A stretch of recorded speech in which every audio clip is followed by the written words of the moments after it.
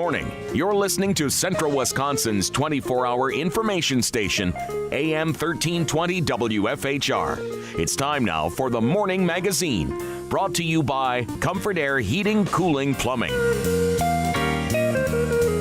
Now, with the Morning Magazine, here's Carl HIlke. Thank you, Jerry, and good morning, everyone, and welcome to the Wednesday edition of the Morning Magazine here on AM 1320 and streaming live at WFHR.com. It's time for another Wood County update with Wood County Board Chairman Doug Machon. And for those of you watching on Wisconsin Rapids Community Media, you're going, what studio are they in? This is our production studio because we're recording this in advance of the program, and because of that, we had to use the production studio. So look around, gang, and here is some ancient equipment, including a reel-to-reel deck. So there you go. There's your tour of the production facility at WFHR Radio. But on a serious note, we're here to visit with Doug, and he had to record this in advance because of his schedule. So thank you, sir, for being here this morning, and I guess we can begin by it's budget time for everybody. And how's the budget process going for Wood County? Good. Thank you. It's always good to be here, Carl. Hi, Jesse. And I'd like to also add that it's a lot longer walk from makeup to the production studio. This budget is going well, actually. We kind of finished our preliminary stages of the budget. In fact, I brought some visual props along with me today so you can see. This, in fact, is the Wood County budget. Holy buckets. Yes. Broken down by department category, and so you can see what we wade through in this process, and that's why we start when we start. And we're still not finished, but the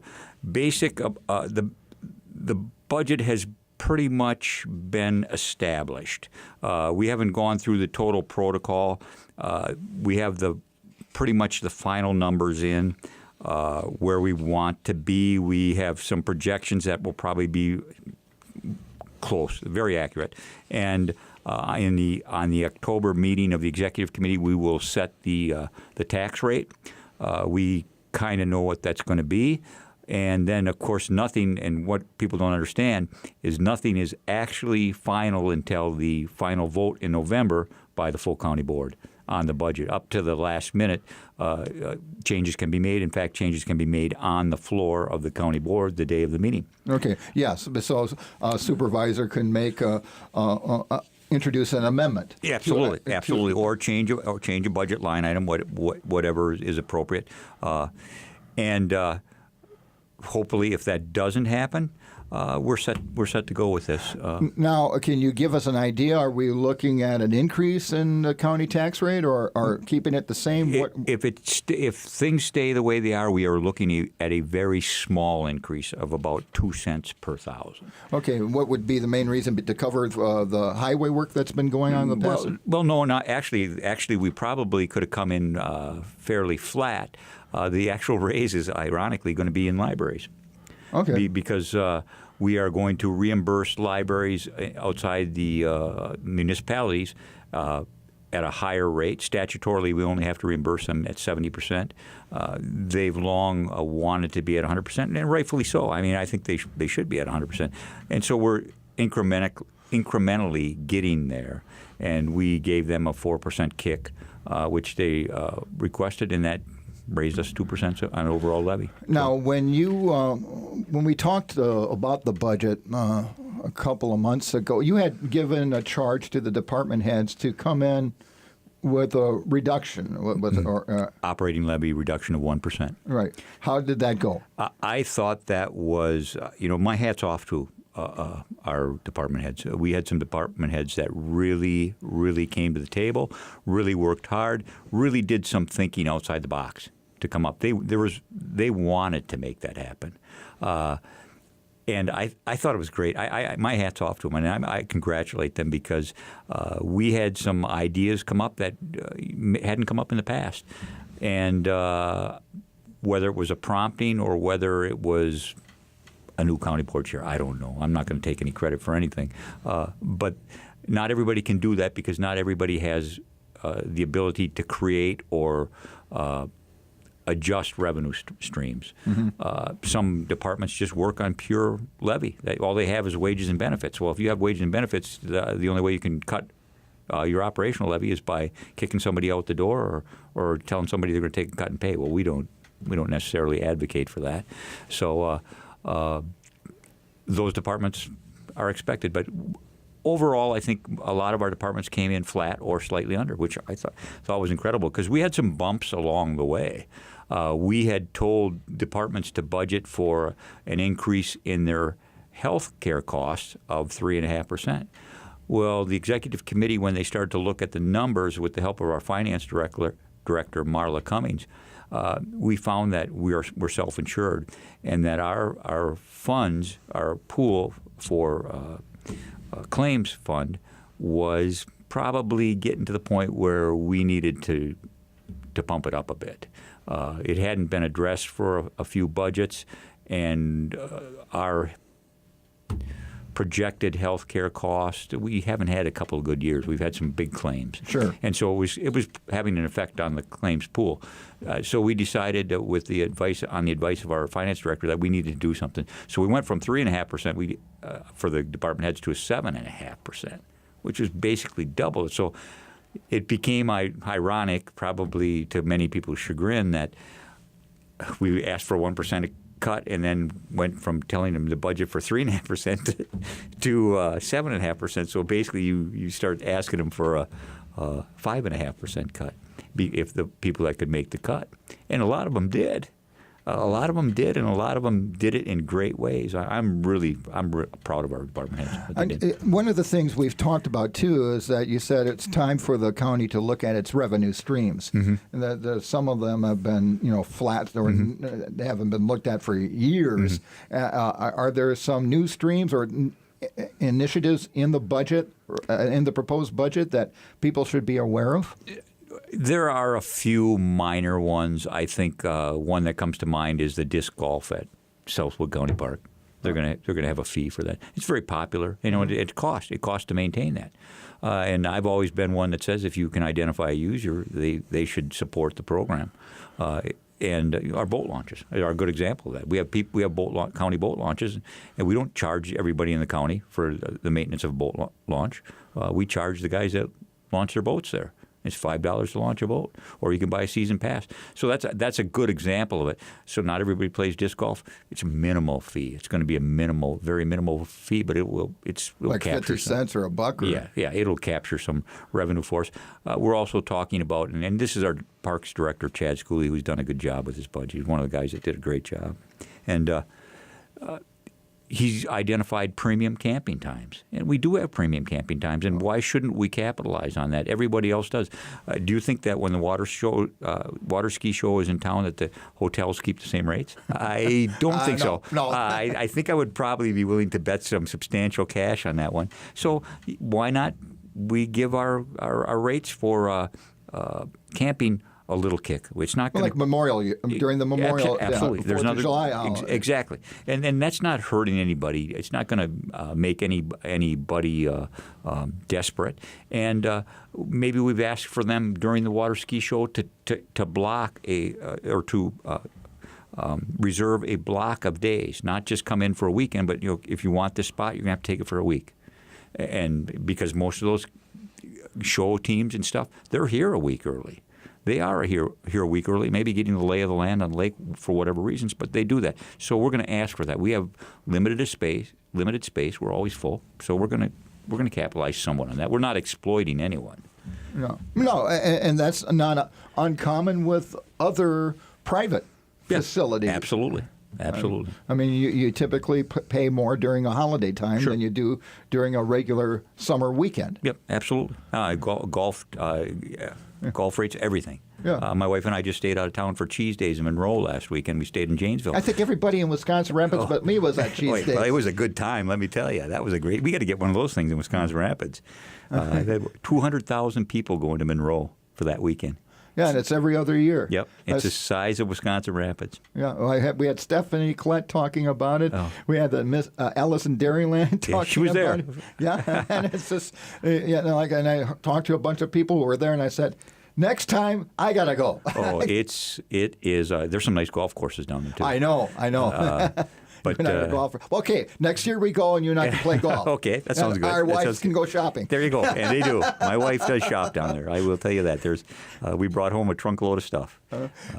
So another thing we wanted to touch on, and this is the transition of the 2-year campuses, like UW-Marshfield, Wood County, into the 4-year campuses near them, which here would be UW-Stevens Point. Right. So talk a little bit about that. And I'm glad you bring that up because I had the privilege of making some remarks yesterday at the unveiling, along with Chancellor Patterson from UWSP and Marshfield Mayor Bob McManus. We were invited to speak there. And what's happened is the 2-year campuses have gone through some dramatic changes over the past 2 budget cycles, with the state budget cycles. Number one, we went through a regionalization of campuses. Those campuses no longer stood as individual campuses. They became regionalized in 4 regions of the state with regional deans so that they could cut staffing and administration people share the burden. And so we went through that regionalization, and then now after the regionalization, they've asked that those 2-year schools now be assimilated to the geographically closest 4-year universities. Now, there's a reason for that, and there's a good reason for that. The projected demographics tell us that the number of graduating high school students entering college is declining, and it's going to continue to decline. We're going through a precipitous decline now, and in 7 years, there's going to be another one. And then people say, well, why is that? Kids just aren't going to school. Well, no. I mean, you and I, we all come from probably the days when families were, your friend had 3 or 4 brothers and sisters. Yeah. That's not the case anymore. Families are 1 child, maybe 2 children. And so the numbers aren't there. If you look at the kindergarten enrollments, the numbers just aren't there. So you can't have schools with no students. It doesn't make it's sense. based on an old model. Yeah, exactly. It's based on the 60s, 70s model, and that doesn't exist anymore. And that's exactly right. And the fact is, we're fortunate at Marshfield because we just went through the STEM building project, the construction of a new STEM building, which gives that campus great credibility for the programs they want to design up there. Plus, we're very fortunate as well to have collaborations developing with the medical community up there. I mean, they have a great medical establishment there that's willing to partner because education is big for those people. So, and there's a shortage of nurses, there's a shortage of CNAs. It lends itself well to a great collaboration. I have high hopes for that assimilation. And it also goes along with why, for instance, Mid-State Technical College has become so popular.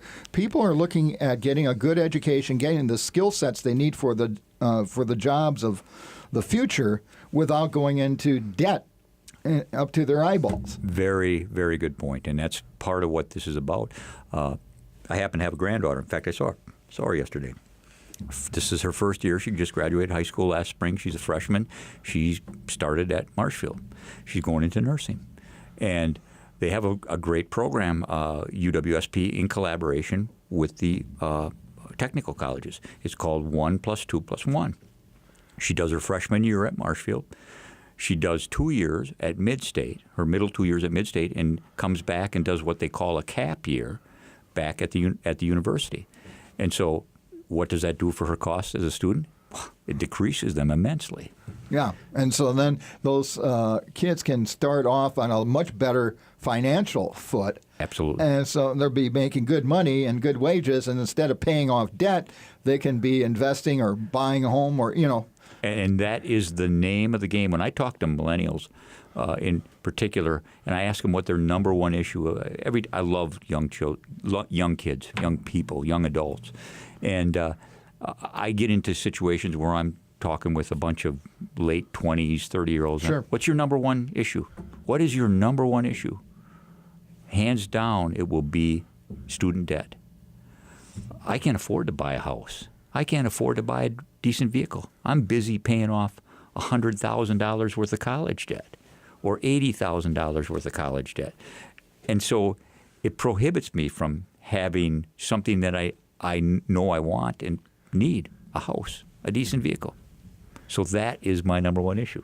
Surprised the heck out of me the first time I heard it. And also, this kind of arrangement also helps get them their degrees and out into the workforce faster. Yep. One of the problems that has been identified, I remember when I was in school, sometimes you might need, I remember I needed a press law class at UW-Oshkosh to complete my major. I had to wait a semester to get it because it filled up. Yep. These kind of arrangements will help expedite that. Yep. Yeah, I think it's going to work. I really do. Also, along with UW-Marshfield, UW Marathon campus came on board as well. So they're now known as Marshfield is now known as UWSP at Marshfield. Okay. Marathon, UWSP at Marathon.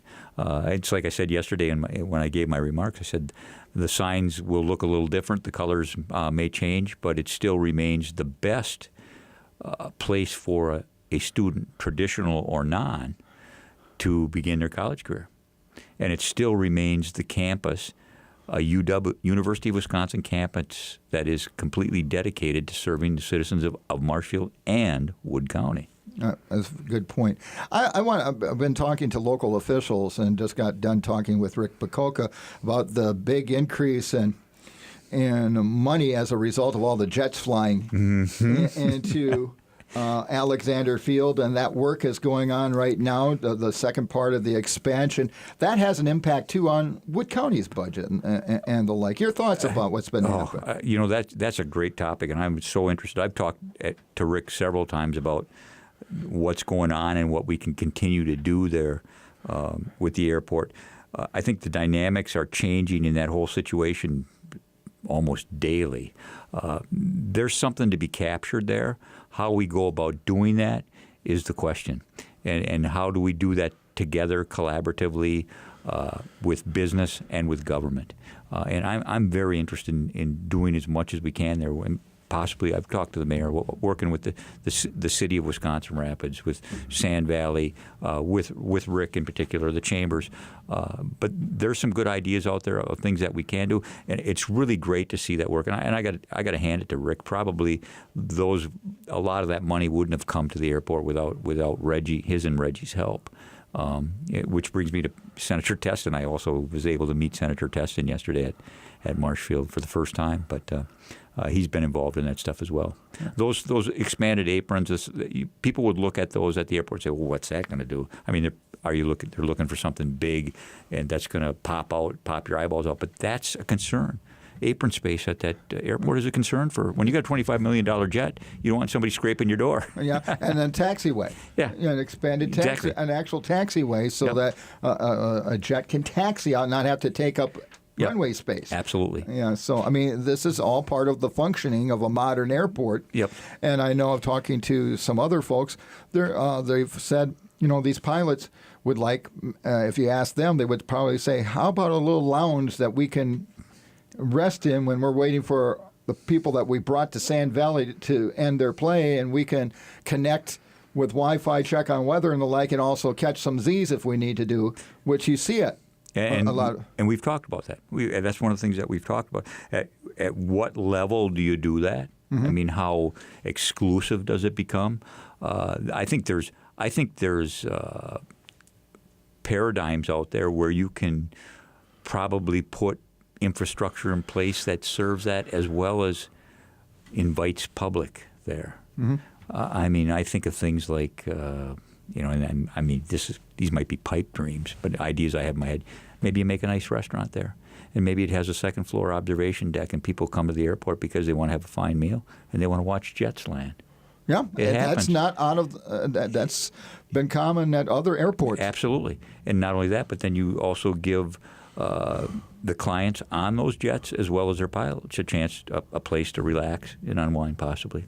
I'm not saying I don't have the plan. I don't have the. But that's how we need to talk about it. Yeah, absolutely. And how do we help? How does government help private business in that? I don't know exactly how either, but I think we need to start talking about that kind of stuff.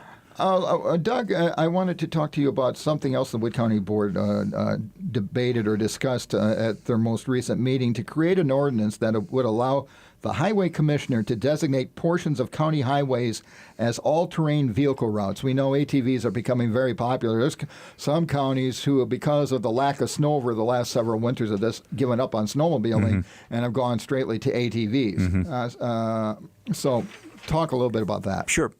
It was about, it's been on the radar for the county board probably about 2 years. Was a fairly controversial issue at first.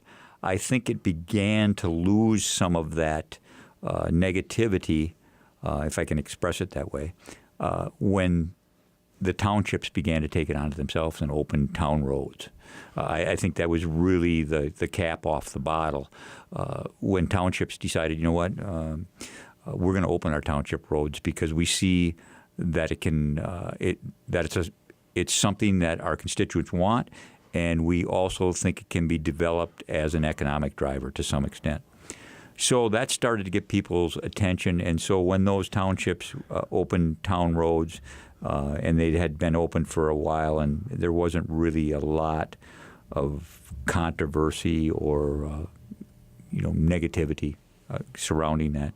The county probably took a second look on it, and a lot of the county began to get lobbied by a lot of groups, and so it came to a head through the HIlke Committee, Highway and Infrastructure and Parks Committee, Recreational Committee, and they put together a plan. I think it's a reasonable plan. We're not going to open up every county highway to ATVs. If anybody thinks that's what's happening, that's not what's happening. The main impetus was Jackson County has a great trail system over there for ATVs, and so I think the first step for Wood County is to find a way to get ATVs access to Jackson County trails. And to do that, we're going to have to incorporate some county roadways. We're not talking about opening a 10-mile stretch of Highway Z or something like that. We're talking about maybe opening short stretches that we need to get from a county or a township road to a short stretch of highway to another county road to Jackson County, things like that. So along with that plan, I think it was fairly well thought out, was that maybe if your Dexterville campground is close to the western border, we could maybe set up some campsites. And again, Chad Schooley, our Parks Director's idea, designate some sites that are for ATVs. So now you got people that are going to have specified sites for ATVs. They're not going to disturb anybody else. They're going to be by themselves. They're going to be formulated to be usable specifically by ATV people, maybe different parking arrangements, whatever, and they'll be able to leave the park on a trail and have a route to Jackson County. If they want to ride all day, come back. So I think that's great thinking. Okay. Yeah. A lot of ATVers, they like to rough it. Yeah. Oh, they do. So you're talking that old-fashioned camping, probably. Yeah. Well, I think we'll make it as nice as they want to make it. Right. As long as there has to be something in it for us as well. Well, sure. We're going to provide a service, probably a service that they desire and want. So again, you identify a user, you capture some revenue. You pay for it. You don't. Yeah, I think it's a good plan. I do. I don't think anybody needs to worry about it. I don't know that there is worry about it. Nakusa, I think, the city of Nakusa has opened up their streets to ATV travel. Yeah, it is becoming a very hot thing, and I've learned myself talking to people who are into the sport, and if we can provide services or capture some of that enthusiasm and help our budget and help our businesses, why not? Yeah. Vesper as well has opened their city. If Vesper opens their city streets to ATVs, I guess I'm gonna probably be pretty cool with it. So they are the front runner. Yeah. Okay. Anything else before I let you go, sir? Nope. That's about it for me. Unless there's anything that in particular that you. Well, I guess by our time next month, we'll be able to delve into more detail on this rather large document called the Wood County budget. Yeah. It hurts your head when you sleep on it, or when you fall asleep on it. It hurt my back. Yeah, Okay. but we'll have a tax rate for you next month. Okay, good. Well, I thank you, sir. Okay. Take care. My pleasure. My pleasure. Wood County Board Chairman Doug Machon wrapping up part one of the Morning Magazine. And we also thank our buddy Jesse from Wisconsin Rapids Community Media for being here. You can view our discussion on their fine website or on your local public access channel on your cable system. And that's going to do it for part one of today's edition of the Morning Magazine.